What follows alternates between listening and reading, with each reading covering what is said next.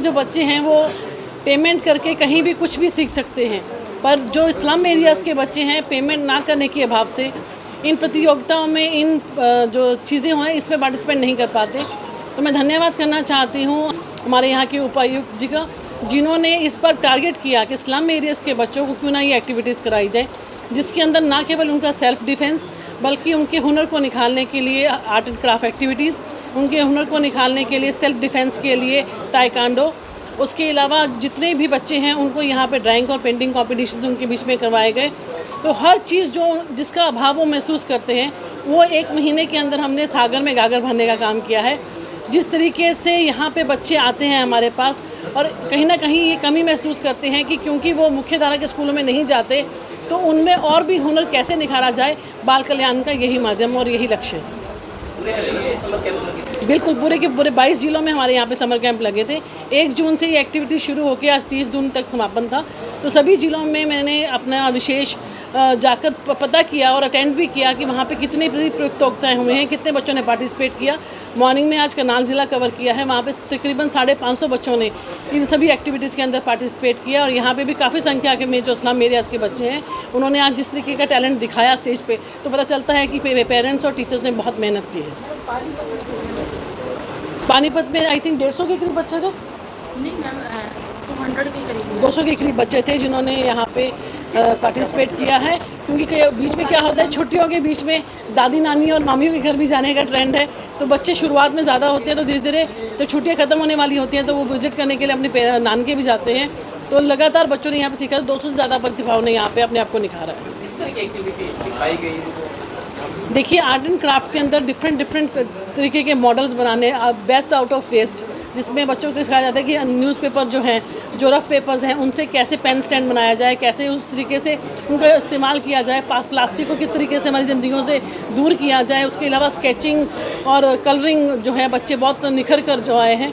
उसके अलावा उनको डांस कॉम्पिटिशन में कैसे पार्टिसिपेट करना है उसके बारे में उनको अलग अलग तरह की फोक डांस है, जो हमारा कंटेम्प्रेरी है, और हमारे यहाँ पर कंप्यूटर क्लासेस भी लगाई गई हैं, क्योंकि जो कंप्यूटर है वो वही आज ज़िंदगी में ज़रूरी है। कंप्यूटर क्लासेस के दौरान बच्चों को पूरे 1 घंटे की क्लास दी गई थी, जिसमें बच्चों ने अपनी प्रतिभा को निखारा है। और उसके अलावा बहुत सारी एक्टिविटीज़ हैं, योगा बच्चों को सिखाया गया ताकि उनकी हेल्थ अच्छी रहे। ताइक्वांडो से उनको सेल्फ डिफेंस तरह की किस तरीके से अपना करना है, उसमें सारे जो है चीज़ें उनको सिखाई गई हैं।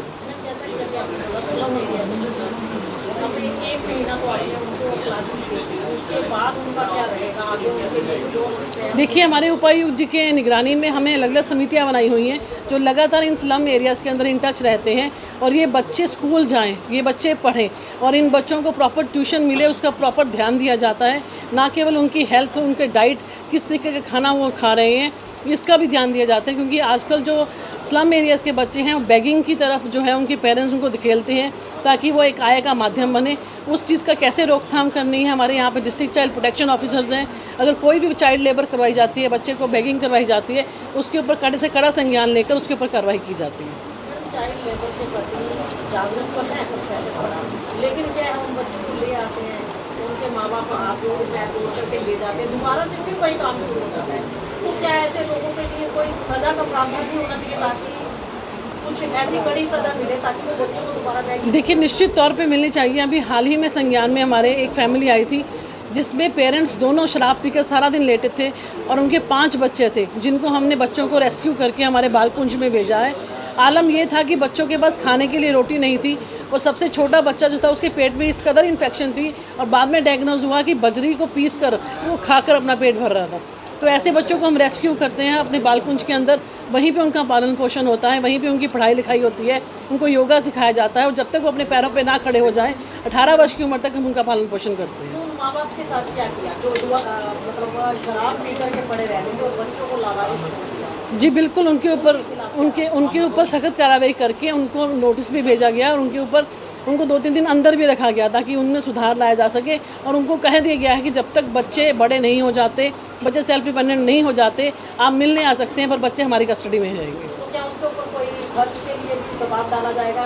क्योंकि सरकार ही अगर सारे ऐसे बच्चों को रखती रहेगी तो वो तो बिल्कुल आज़ाद हो जाएंगे, बच्चे पैदा किए और छोड़ दिए। देखिए, जहाँ तक बच्चे पैदा करने और छोड़ने की बात है, हमारे यहाँ पे ये आलम भी है कि बच्चियां अगर पैदा होती हैं तो हॉस्पिटल के अंदर ही गला घोट के उनको मार देते हैं। हम ऐसे पेरेंट्स से भी अपील करना चाहते हैं कि बाल कल्याण उनको पालने के लिए तैयार है, उनकी अडॉप्शन करवाने के लिए तैयार है, कम से कम उनकी ज़िंदगियां ना लें, उनको पालने में छोड़ दें। हम अपने वहाँ पर ले जाकर, हमारे यहाँ पे कारा के थ्रू अडॉप्शन होती है और बहुत ही सैकड़ों बच्चे हमारे इंस्टीट्यूट के द्वारा जो है, जिन घरों में बच्चा नहीं होता, जो लोग माँ बाप नहीं बन सकते, वो बड़े शौक़ से हमारे यहाँ से बच्चों को लेकर जाते हैं और बाकायदा हमारी टीम उसका फॉलोअप करती है कि बाद में बच्चे की परवरिश कैसे हो रही है, वो परिवार उनको कैसे पाल रहा है। और बड़ी मुस्तैदी से हमारी पूरी टीम काम करके आज बच्चे इतने अच्छे अच्छे घरों में गए हैं।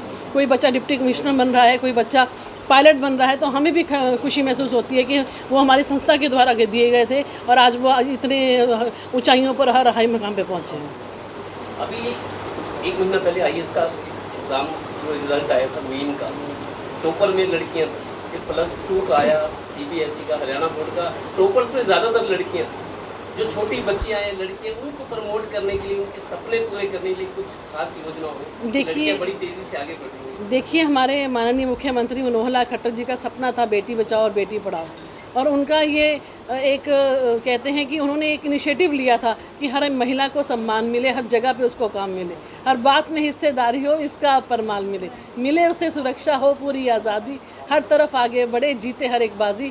उसकी लक्ष्य को चलते हुए उन्होंने जिस तरीके के आज रिजल्ट आ रहे हैं, बच्चियां बढ़ रही हैं और नंबर 1 आ रही हैं, तो छोटे बच्चे भी देखकर सीखते हैं कि अगर ये दीदी बन सकती है तो मैं क्यों नहीं बन सकती। तो अवेयरनेस करने की ज़रूरत है, छोटे बच्चों को बताने की ज़रूरत है, उनको मोटिवेशन देने की ज़रूरत है कि अगर कल्पना चावला हमारा नाम रोशन कर सकती हैं, रानी लक्ष्मीबाई हमारे लिए युद्ध लड़ सकती है, तो वो क्यों नहीं। तो ये चीज़ें बच्चों को बतानी पड़ेंगी, सिखानी पड़ेंगी और उन्हें संस्कार भरने पड़ेंगे ताकि बड़ों को देखकर वो सीखें, वो भी आगे बढ़ें।